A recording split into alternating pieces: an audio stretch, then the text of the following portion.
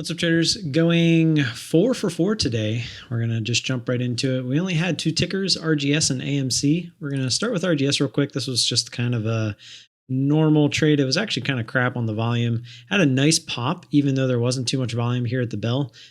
We tried to get short at 181. The high ended up being 182.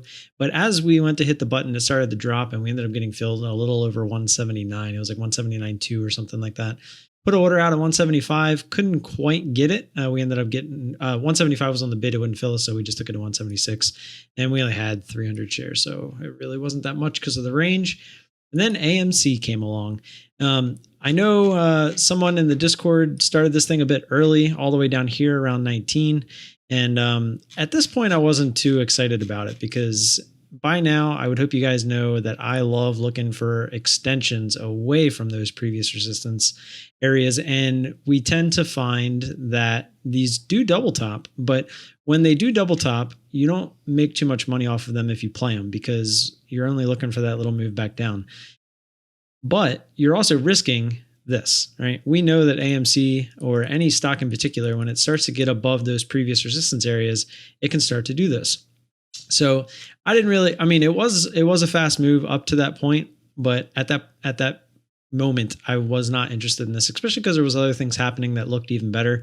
So I wasn't about to, start into a trade that I didn't consider a great trade. However, as you can see, this started to kind of just mosey its way up towards that 1920, 1930 area. And then boom, we finally got that move up through the $0.50, right up to 1980. We started our position. We got filled at 1975. Didn't really try to come down too much. It went to 1975, which was our fill, and it just kind of hung there and started the next candle and then went up towards 20. Now, it was pretty much straight up from 1932 all the way up to 20. And it started to reject at 20, and I didn't want to not get an ad there, especially because we started it at 75. And I've been trying to get the confidence to not be afraid to get more share size, to keep my average up even higher and have more size. So when it does work, we get those bigger trades. So the idea is I want to always at least start with a 1 and then a 2. So if I start with 100 shares, I want my ad to be 200 shares. However, if this would have broke straight through 20 and went up to 2020, like immediately, pretty much what it did after it broke 20, I would have just hit it for 200 shares. But since it was struggling at 200, I decided to just do 100. And then if it went through 20, add the other 100. So then that way I would get the 1 and then the 2 essentially. I would just have one on both sides of 20, basically giving me the ad at 20 if it goes through. So I'd be happy with it. However, it goes through, kind of stalls for a second, and then shoots up to 2032. And at this point, I'm like, all right, I want to get my average above 20 because it hasn't retested it yet. And the odds of it retesting it are pretty good. And the theory is you want to double your share size each time, like more like 2x it. So if you have 100, you do 200. If you have 200, you would do 400. But now if I have 300, because I did 100, 200, I would want to do 600. However, I knew that my ads were kind of close together and the halt price was quite far away. It was over $21 and it's AMC. So I didn't want to get too carried away, but I did want to get my average up over 300. So I ended up just doing basically a 1, 2, and then a 3. So I did 300 shares up here at the top, which did get our average up to, I think it was $20.08 or 9 cents. It was 8 or 9 cents. I don't remember exactly.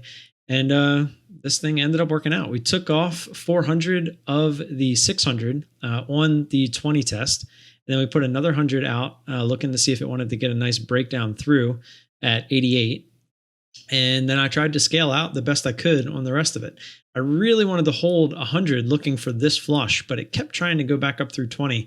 And I didn't want to let it go back up through 20 because our average was pretty much right there. So I didn't want to let this pretty much go red at any point. And as you can see, it started to kind of do its thing. And we just started taking half of what we had remaining twice.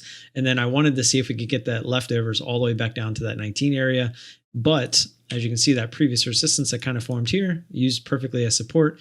And then it started to bounce up higher. So I tried to give it room over this this candle. I usually just get out right when it breaks that first candle. But I tried to give it room at like 80 something. But as you can see, it wouldn't have mattered. It ended up going higher. Then we get another break. Oops. Completely changed stickers on me. We get another break here of this previous. I hit. I forget which one of my buttons changes this back, so bear with me for a second. There it is. Okay. That was before we had the average price line. I had to make my own, and I made it a hotkey, but I forgot which one it was because I haven't used it in a while. So previous resistance, and again, we get a nice push up through there. And look at the candle, right? It looks just like those big candles that we were looking for. The fast, nothing's really getting hit on the bid. It's all ask, and we finally start to jiggle up here around 2075. Pretty much nailed the top on this one. We got filled at 2077. The top was 85. It tried to drop. We put an order out at 58, and it went to 2060. And right when it hit 2060, I was like, all right, it's going to poke through. It's going to fill us. And then it literally shot right back up the high of day. And then it tried to come back down again and failed again. And pretty much we took this off pretty much break even. We got 2 cents out of it, which was frustrating. But I could tell the way it was being bought up that it was going to try to go higher, which it did. So what did we do? We ended up getting a better entry.